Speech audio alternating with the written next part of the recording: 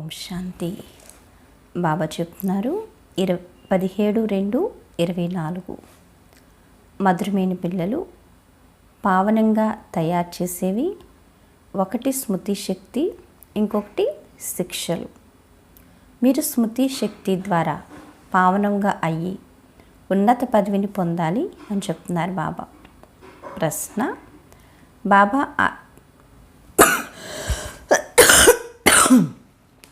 బాబా ఆత్మిక సర్జను, వారు మీకు ఏ ధైర్యమును ఇచ్చేందుకు వచ్చారు? బాబా ఎవరు? ఆత్మిక సర్జను. వారు మీకు ఏ ధైర్యాన్ని ఇవ్వడానికి వచ్చారు అని అడుగుతున్నారు బాబా. జవాబు: బాబా చెప్తున్నారు, ఇప్పుడు ఇక రోగము నయమైపోతుంది అని ఏ విధముగా ఆ సర్జన్ రోగికి ధైర్యాన్ని ఇస్తాడు, అలాగే పిల్లలు మీరు మాయా రోగాలను చూసి కలత చెందకండి అని ఈ ఆత్మిక సర్జన్ కూడా ధైర్యమునిస్తారు. సర్జన్ మందు ఇచ్చినప్పుడు ఈ రోగాలన్నీ బయటకు వచ్చేస్తాయి. ఏ ఆలోచనలైతే అజ్ఞానంలో కూడా వచ్చి ఉండవో అవి వస్తాయి. కానీ మీరు అన్నిటినీ సహించాలి, కాస్త కష్టపడండి, మీ సుఖమయమైన రోజులు ఇప్పటిక రానున్నాయి అని అంటారు. ఓం శాంతి. బాబా చెప్తున్నారు, ఇప్పుడు ఆ తండ్రి వచ్చేసారన్న సందేశమును అందరికీ చేర్చాలని అనంతమైన తండ్రి పిల్లలందరికీ అర్థం చేయిస్తారు. బాబా ధైర్యాన్ని ఇస్తున్నారు. ఎందుకంటే భక్తి మార్గంలో తండ్రి మీరు రండి, మమ్మల్ని విముక్తులు చెయ్యండి, దుఃఖాల నుండి విడిపించండి అని పిలుస్తారు. కావున ఇప్పుడు తండ్రి ధైర్యమునిస్తారు. ఇంకా కొద్ది రోజులు మాత్రమే ఉన్నాయి. ఎవరి రోగమైనా నయమయ్యే స్థితిలో ఉన్నప్పుడు ఇక ఇది నయమైపోతుంది అని అంటారు. ఈ చీచీ ప్రపంచంలో ఇంకా కొద్ది రోజులు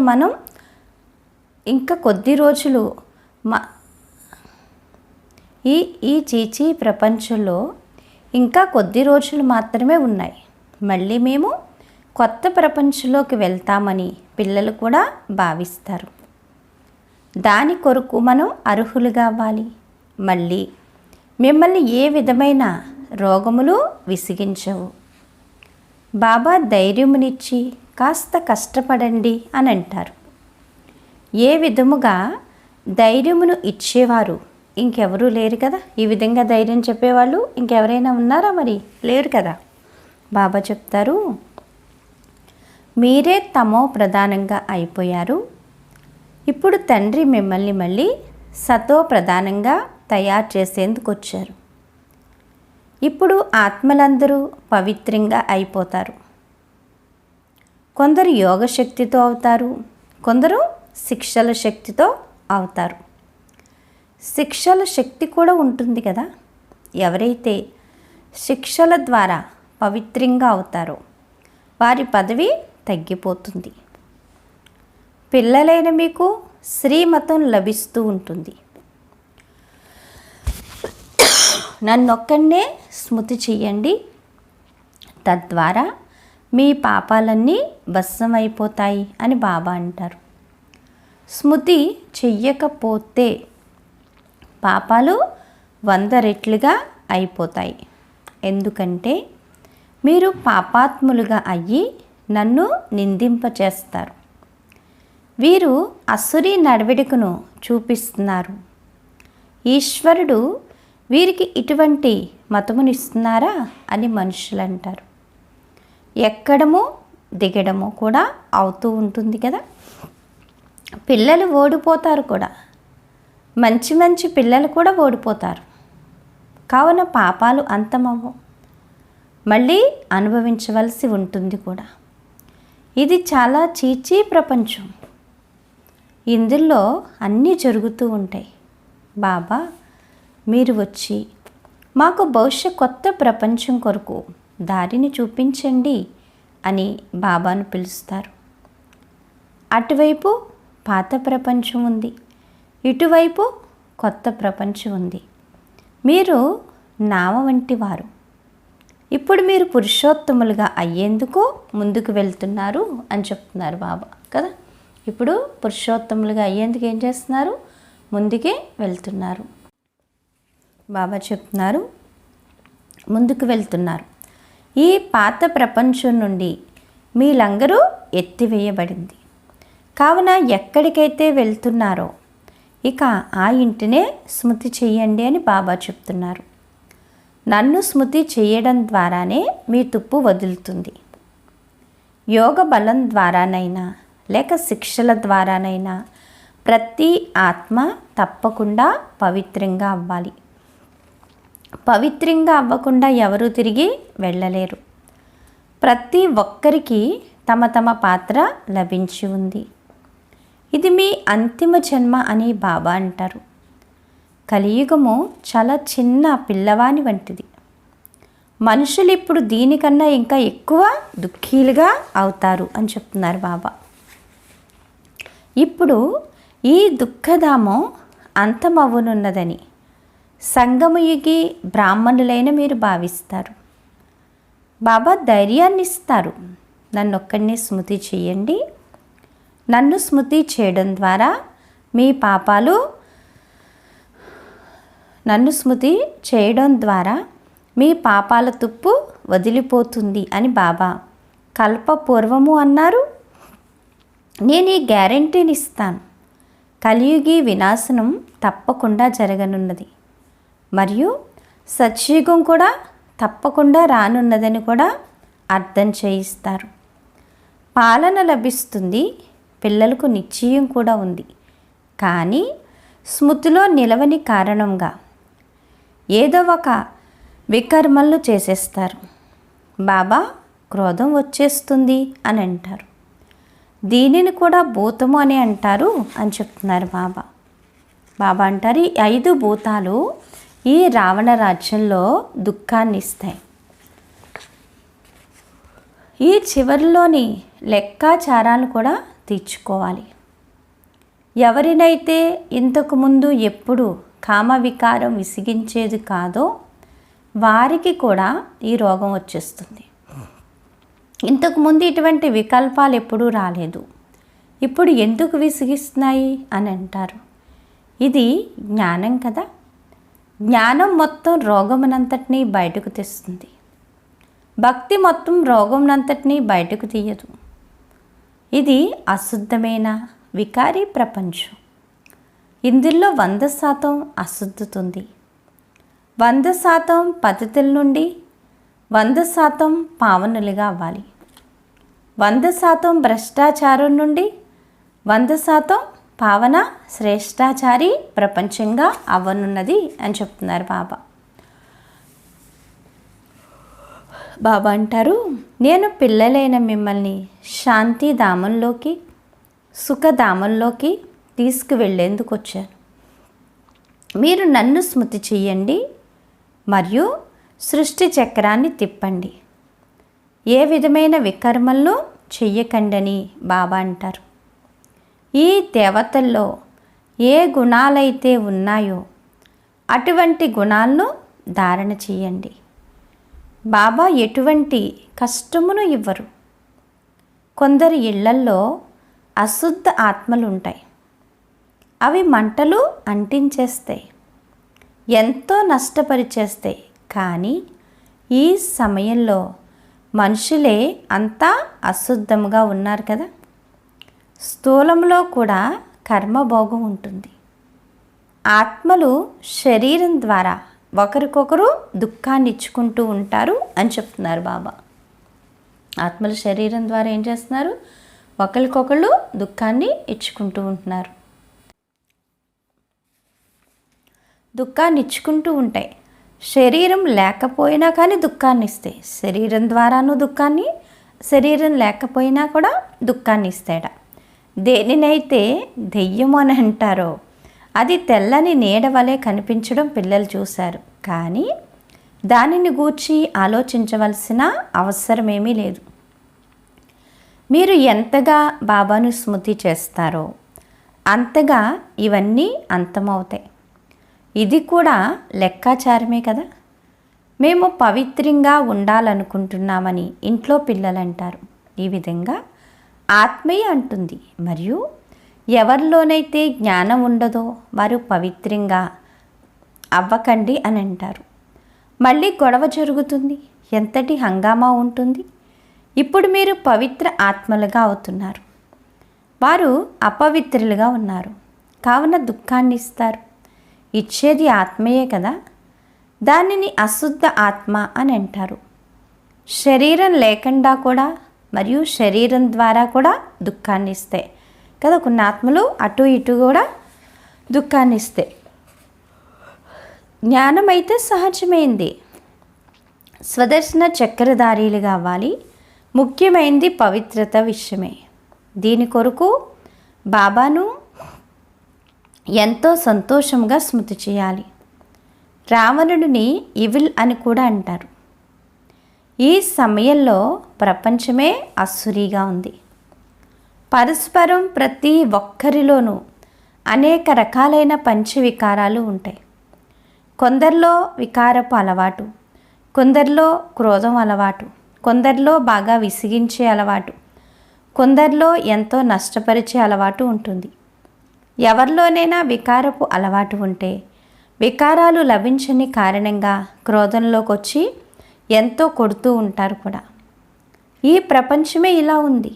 కావున తండ్రి వచ్చి ఏ ఆత్మలారా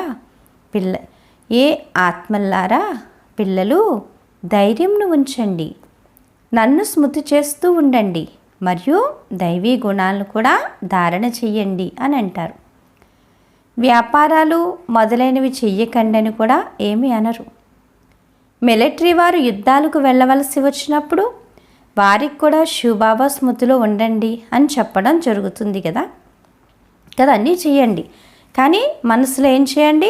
బాబాని స్మృతి చేయండి.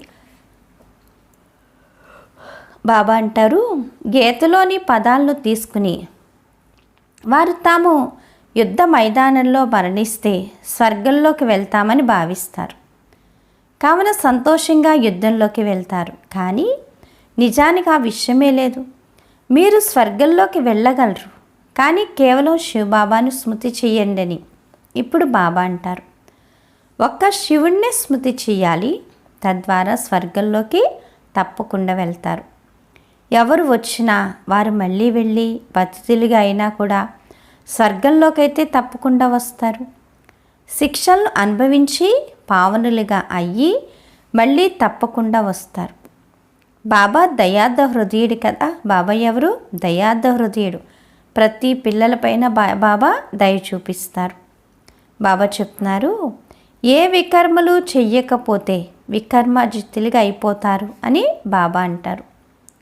ఈ లక్ష్మీనారాయణలు వికర్మజిత్తులే కదా. మళ్ళీ రావణ రాజ్యంలో వికర్మలుగా అయిపోతారు. విక్రమ శకం ప్రారంభమవుతుంది కదా అని చెప్తున్నారు బాబా. మనుషులకైతే ఏమీ తెలీదు. ఈ లక్ష్మీనారాయణలు వికర్మజిత్తులుగా అయ్యారని పిల్లలైన మీకు ఇప్పుడు తెలుసు అని చెప్తున్నారు. వికర్మజిత్ నెంబర్ 1 అని అంటారు. అలా 2500 సంవత్సరాల తర్వాత విక్రమ శకం ప్రారంభమవుతుంది కదా. అంటే సత్యాత్రేతయుగాలు వికర్మలు, కర్మ సుకర్మ అవుతుంది, వికర్మ అవదు. ఇక ద్వాపర యుగం నుండి కర్మ వికర్మ అవుతుంది, సుకర్మ అవదు. అంటే కర్మ వల్ల కూడా దుఃఖం అనుభవించవలసి వస్తుంది. బాబా అంటారు, మోహాజిత్ రాజు కదా ఉంది కదా. అంటే దేనిపైన మోహం లేని వాళ్ళుగా అవ్వాలి అంటున్నారు బాబా. నష్టో మోహీలుగా అవ్వండి అని బాబా అంటారు. ఏమంటారు? నష్టో మోహ స్మృతి లబ్ధ.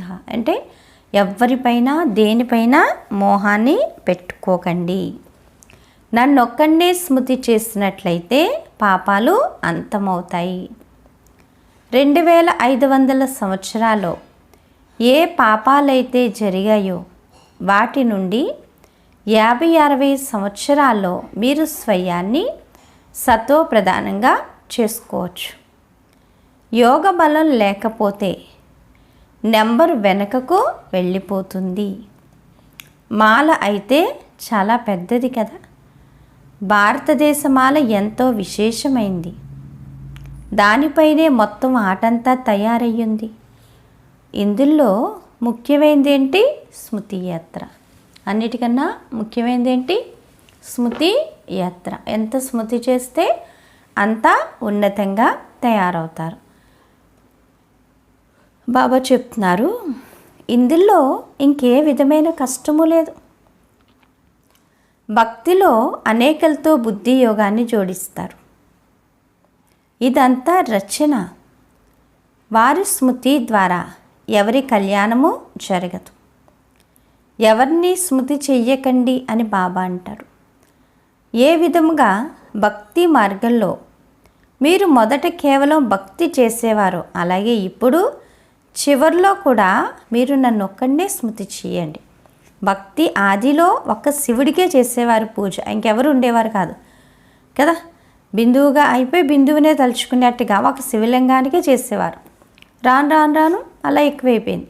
అంతిమంలో కూడా మళ్ళీ ఏం చేయండి? ఆత్మయ్య పరమాత్మనే స్మృతి చేయండి అంటున్నారు బాబా. బాబా ఎంత స్పష్టంగా అర్థం చేయిస్తారు. ఇంతకు ముందు ఇవి తెలిసేవి కావు. ఇప్పుడు మీకు జ్ఞానం లభించింది. ఇతర సాంగత్యాలు వదిలి ఒకే సాంగత్యం జోడించినట్లయితే యోగాగ్ని ద్వారా మీ పాపాలు భస్మం అయిపోతాయి అని బాబా అంటారు. పాపాలైతే ఎన్నో చేస్తూ వచ్చారు. కామ వికారం నడుపుతారు. ఒకరికొకరు ఆది మధ్యాంతరం దుఃఖాన్ని ఇస్తూ వచ్చారు. ముఖ్యమైన విషయం కామ వికారముదే. ఇది కూడా డ్రామాయే కదా. ఇటువంటి డ్రామా ఎందుకు తయారయ్యింది అని కూడా అనలేరు. ఇలా ఎందుకు తయారయ్యింది డ్రామా, అసలు ఏంటిదంతా అనడానికి కూడా లేదు. అదంతా ఇంక ఫిక్స్డ్ అంతే. ఇంక అందులో మార్పులు ఏముండవు. ఇది అనాది అయిన ఆట కదా. ఈ ఆట ఇలా ఉందేంటి, నా పాత్ర ఇలా ఉందేంటి అని అనడానికి కూడా లేదంటున్నారు బాబా. కల్పకల్పం ఫిక్స్డ్ అయిపోతుంది కదా కదా. ఇది అనాది అయిన ఆట. ఇందులో నా పాత్ర కూడా ఉంది. బాబా ఏం చెప్తున్నారు? ఇందులో నా పాత్ర కూడా ఉంది. డ్రామా ఎప్పుడు తయారయ్యింది, ఇది ఎప్పుడు పూర్తవుతుంది అన్నది కూడా చెప్పలేం. ఇది ఆత్మలో పాత్రగా నిండి ఉంది.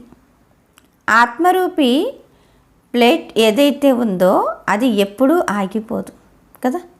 ఆత్మరూపి పాత్ర ఆగిపోతుందా? ఆత్మ అవినాశి, అందులోని పాత్ర కూడా అవినాశి. శరీరమే వినాశి. శరీరాన్ని వస్త్రాలు మార్చినట్టుగా శరీరం మారుస్తుంది, అందులో పాత్ర అయితే మారదు. డ్రామాను కూడా అవినాశి అని అనడం జరుగుతుంది. బాబా ఎవరైతే పునర్జన్మల్లోకి రారో వారే వచ్చి అన్ని రహస్యాలను అర్థం చేయిస్తారు. సృష్టి ఆది మధ్యాంతర రహస్యమును ఇంకెవరూ అర్థం చేయించలేరు. తండ్రి కర్తవ్యంను గూర్చి అలాగే ఆత్మను గూర్చి ఏమీ తెలియదు. ఈ సృష్టి చక్రము తిరుగుతూనే ఉంటుంది అని చెప్తున్నారు బాబా. బాబా అంటారు, ఇప్పుడు ఇది పురుషోత్తమ సంగమయుగం. ఇందులో మనుష్యమాత్రులందరూ ఉత్తమ పురుషులుగా అయిపోతారు. శాంతిధామంలో ఆత్మలందరూ పవిత్రంగా ఉత్తములుగా అయిపోతారు. బాబా చెప్తారు, శాంతిధామం పావనమైంది కదా. కొత్త ప్రపంచం కూడా పవిత్రమైంది. అక్కడ శాంతి ఉండనే ఉంది. మళ్ళీ శరీరం లభించడంతో పాత్రను అభినయిస్తారు. ప్రతి ఒక్కరికి పాత్ర లభించి ఉందని మనకు తెలుసు. అది మన ఇల్లు. అక్కడ శాంతిలో ఉంటారు. ఇక్కడైతే పాత్రను అభినయించాలి కదా. పరంధామంలో అయితే ఎలా ఉంటారు? శాంతిలో ఉంటారు. ఇక్కడైతే ఏం చేయాలి? పాత్రని అభినయించాలి. భక్తి మార్గంలో మీరు నన్ను అవ్యాభిచారిగా పూజించారు. అప్పుడు మీరు అంత దుఃఖితులుగా లేరు. ఇప్పుడు వ్యభిచారి భక్తిలోకి రావడంతో మీరు దుఃఖితులుగా అయిపోయారని బాబా తెలియచేస్తున్నారు.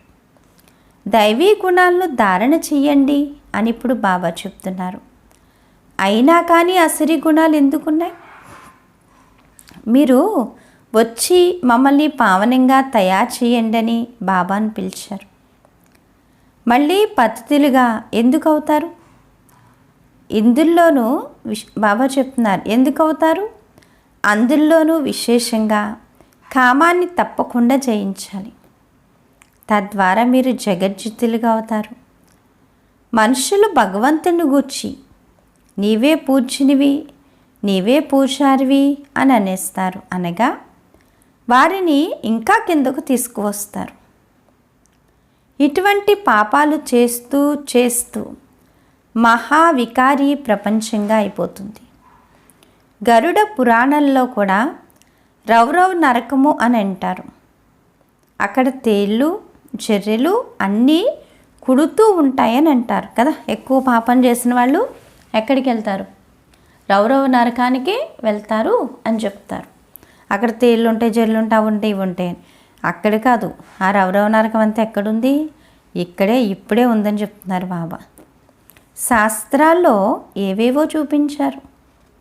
ఈ శాస్త్రాలు మొదలైనవన్నీ భక్తి మార్గానికి చెందినవని కూడా బాబా అర్థం చేయిస్తారు. ఎందుకంటే నిజంగా పాపం ఎక్కువ చేసిన వాళ్ళు రౌరవ నరకానికి వెళ్తారని అనుకుంటే తేళ్ళు జెర్లు కొట్టడానికైనా ఏదైనా చేయడానికైనా మన కళ్ళకి కనిపించి ఈ దేహాన్ని మనమే అగ్నికి ఆహుతి చేసేస్తున్నాం. ఇంకా వేరేగా నరకంలోకి వెళ్ళి అక్కడ బాధపడేది ఏముంది? అసలు ఈ ఆత్మ ఎటు వెళ్ళిపోతుందో ఎవరికైనా కనిపిస్తుందా? లేదు కదా. అంటే పాపమైనా పుణ్యమైనా మంచైనా చెడైనా ఆత్మ శరీరంతో అనుభవిస్తుంది. కర్మల యొక్క లెక్కాచారాన్ని ఎక్కడైతే చేసిందో అక్కడే అనుభవిస్తుంది అని చెప్తున్నారు. వాటి ద్వారా నన్ను ఎవరూ కలుసుకోలేరు. ఇంకా తమో ప్రధానంగా అయిపోయారు. కావుననే వచ్చి పావనంగా తయారు చేయమని నన్ను పిలుస్తారు. అనగా పతితులుగా ఉన్నట్లే కదా అని చెప్తున్నారు బాబా కదా. పతితులుగా అయిపోయారు కాబట్టే తండ్రిని పిలుస్తున్నారు, వచ్చి మమ్మల్ని పావనంగా తయారు చేయండి అని చెప్పి కదా. ఎలా అయిపోయినట్లు? ఇప్పుడు తమో ప్రధానంగా అయిపోయినట్లే కదా, పతితులుగా ఉన్నట్లే కదా. మనుషులు ఏమీ అర్థం చేసుకోరు. నిశ్చయ బుద్ధిలు ఎవరైతే ఉంటారో వారు విజయులుగా అయిపోతారు. బాబా అంటారు, రావణునిపై విజయాన్ని పొంది రామరాజ్యంలోకి వచ్చేస్తారు. కామంపై విజయాన్ని పొందండి అని బాబా అంటారు. దీని విషయంలోనే గొడవలు జరుగుతాయి. అమృతాన్ని వదిలి విషాన్ని ఎందుకు తీసుకుంటున్నారు అని కూడా గానం చేస్తారు. అమృతం అన్న పేరును విని గోముఖం నుండి అమృతం వెలువడుతుంది అని భావిస్తారు. అరే, గంగా జలమును అమృతం అని ఎలా అంటారు? ఇదైతే జ్ఞానామృత విషయము. స్త్రీ తన పతి పాదాలను కడిగి తాగుతుంది కదా, దానిని కూడా అమృతంగా భావిస్తారు. అది అమృతమైనట్లయితే వజ్ర సమానంగా అవ్వాలి కదా. ఇక్కడ బాబా జ్ఞానాన్ని ఇస్తారు. దీని ద్వారా మీరు వజ్రతుల్యంగా అవుతారు. నీటి పేరును ఎంత ప్రసిద్ధం చేశారు? మీరు జ్ఞానామృతాన్ని త్రాగిస్తారు మరియు వారు నీటిని త్రాగిస్తారు. బ్రాహ్మణులైన మిమ్మల్ని గూర్చి ఎవరికీ తెలియదు. వారు కౌరవ పాండవులు అని అంటారు, కానీ పాండవులను బ్రాహ్మణులుగా అయితే భావించరు కదా. పాండవులను బ్రాహ్మణులుగా భావించేందుకు అసలు గీతలో ఆ విషయమే లేదు. బాబా కూర్చుని అన్ని శాస్త్రాల సారాంశంను అర్థం చేయిస్తారు. శాస్త్రాల్లో ఏదైతే చదివారో మరియు ఏదైతే నేను వినిపిస్తున్నానో దాన్ని మీరు నిర్ణయించండి అని బాబా పిల్లలకు చెప్తారు. ఇంతకు ముందు మనం ఏదైతే వినేవారమో అది తప్పు. ఇప్పుడు యథార్థమైన విషయాన్ని వింటున్నాము అని మీకు తెలుసు అని చెప్తున్నారు. బాబా అంటారు, మీరందరూ సీతలు లేక భక్తులని బాబా అర్థం చేయించారు. భక్తి ఫలాన్ని ఇచ్చేవాడు రాముడు, భగవంతుడు కదా. భక్తికి ఫలాన్ని ఇచ్చేవాడు ఎవరు? రాముడెవరు? భగవంతుడు. నేను ఫలాన్ని ఇచ్చేందుకు వస్తానని బాబా అంటారు. మనం స్వర్గంలో అపారమైన సుఖాన్ని అనుభవిస్తామని మీకు తెలుసు కదా. ఎంత సుఖం అనుభవిస్తావు చెప్పలేనంత. ఆ సమయంలో మిగిలిన వారంతా శాంతిధామంలో ఉంటారు. శాంతి అయితే లభిస్తుంది కదా. అక్కడ విశ్వంలో సుఖశాంతులు, పవిత్రత అన్నీ ఉన్నాయి. విశ్వంలో ఒకే ధర్మం ఉన్నప్పుడు అప్పుడే శాంతి ఉండేదని మీరు అర్థం చేయిస్తారు. అయినా కానీ అర్థం చేసుకోరు. కొందరో కష్టంగా నిలుస్తారు. బాబా అంటారు, చివరిలో చాలామంది వస్తారు. ఎక్కడికి వెళ్తారు? దుకాణం ఇది ఒక్కటే. దుకాణదారుని వద్ద మంచి సరుకు ఉంటే దానికి ఒకే రేటు ఉంటుంది. ఇది శివబాబా దుకాణం కదా. ఇది ఎవరి దుకాణం? శివబాబా దుకాణం. ఎక్కడికి వెళ్ళినా మళ్ళీ లాస్ట్కి ఇక్కడికే రావాలి. తాను నిరాకారుడు. బ్రహ్మ కూడా తప్పకుండా కావాలి. బాబా అంటారు, మీరు బ్రహ్మకుమారి కుమారులుగా పిలువబడతారు. శివకుమారీలుగా అయితే పిలువబడచాలరు. బ్రాహ్మణులు కూడా తప్పకుండా కావాలి అని చెప్తున్నారు. బ్రాహ్మణులుగా అవ్వకుండా దేవతలుగా ఎలా అవుతారు అని అడుగుతున్నారు కదా. బ్రాహ్మణులే మళ్ళీ ఏమవుతారు? దేవతలుగా అవుతారు అని చెప్తున్నారు. అచ్చా, మధురాతి మధురమైన ఆత్మీక పిల్లలకు మాతాపితా బాప్దాదాల ప్రియ స్మృతులు మరియు గుడ్ మార్నింగ్. ఆత్మీక పిల్లలకు ఆత్మీక తండ్రి నమస్తే. ధారణ కొరకు ముఖ్య సారము. ఫస్ట్ పాయింట్, దేవతల వంటి గుణాలను స్వయంలో ధారణ చేసుకోవాలి. మీ లోపల ఏ అశుద్ధ సంస్కారాలైతే ఉన్నాయో, క్రోధము మొదలైన వాటి అలవాట్లు ఏవైతే ఉన్నాయో వాటిని వదిలివేయాలి. వికర్మాజిత్తులుగా అవ్వాలి. కావున ఇప్పుడు ఎటువంటి వికర్మలను చెయ్యకూడదు అని చెప్తున్నారు బాబా. సెకండ్ పాయింట్, వజ్రం వలె శ్రేష్టంగా అయ్యేందుకు జ్ఞానామృతాన్ని త్రాగాలి మరియు త్రాగించాలి. కామ వికారంపై సంపూర్ణ విజయాన్ని పొందాలి. స్వయాన్ని సతో ప్రధానంగా తయారు చేసుకోవాలి. స్మృతి శక్తి ద్వారా పాత లెక్కాచారాలన్నింటినీ తీర్చుకోవాలి. వరదానము, బుద్ధిని నాది అన్న వలయం నుండి తొలగించి సమస్యల నుండి ముక్తులుగా ఉండే అతీతమైన ట్రస్టీ భవ. బుద్ధి ఎప్పుడైనా ఎక్కడైనా చిక్కుల్లోకి వచ్చినట్లయితే అప్పుడు తప్పకుండా ఏదో ఒక నాది అనేది వచ్చిందని భావించండి. ఎక్కడైతే నాది అన్నది వస్తుందో అక్కడ బుద్ధి తిరగడం ఉంటుంది. గృహస్థులుగా అయ్యి ఆలోచించినట్లయితే గొడవ అయిపోతుంది. కావున పూర్తిగా అతీతంగా మరియు ట్రస్టీలుగా అయిపోండి. ఈ నా అనే భావన, నా పేరు పాడవుతుంది, నా నింద అవుతుంది, ఇలా ఆలోచించడమే చిక్కుకోవడం. అప్పటిక పరిష్కరించేందుకు ఎంతగా ప్రయత్నించినా అంతగానే చిక్కుకుని పోతూ ఉంటారు. కావున ట్రస్టీగా అయ్యి ఈ చిక్కుల నుండి ముక్తులుగా అయిపోండి. భగవంతుని పిల్లలు ఎప్పుడూ చిక్కుల్లోకే రాజాలరు అని చెప్తున్నారు బాబా. స్లోగన్ను, మీరు ఉన్నతులైన తండ్రి పిల్లలు. కావున మనసును తక్కువగా చేసుకోకండి మరియు చిన్న విషయాల్లో గాబరా పడకండి. ఏం చెప్తున్నారు బాబా ఈరోజు? మీరు ఉన్నతులైన తండ్రి పిల్లలు కావున మనసును తక్కువగా చేసుకోకండి మరియు చిన్న విషయాల్లో గాబరా పడకండి అని చెప్తున్నారు బాబా. అచ్చా, మధురాతి మధురమైన ఆత్మీక తండ్రికి ఆత్మీక పిల్లల యొక్క ప్రియ స్మృతులు, గుడ్ మార్నింగ్ మరియు నమస్తే నమస్తే నమస్తే.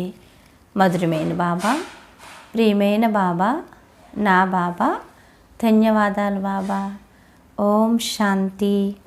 ఈరోజు స్వమాను, నేను సమస్యల నుండి ముక్తినిగా అయ్యే ఆత్మను అనుకోండి కదా. సమస్యల నుండి ఏమైపోవాలి? అందరూ కూడా ముక్తులుగా అయిపోవాలి. అచ్చా, ఓం శాంతి. ఈరోజు ఏంటి స్వమాను?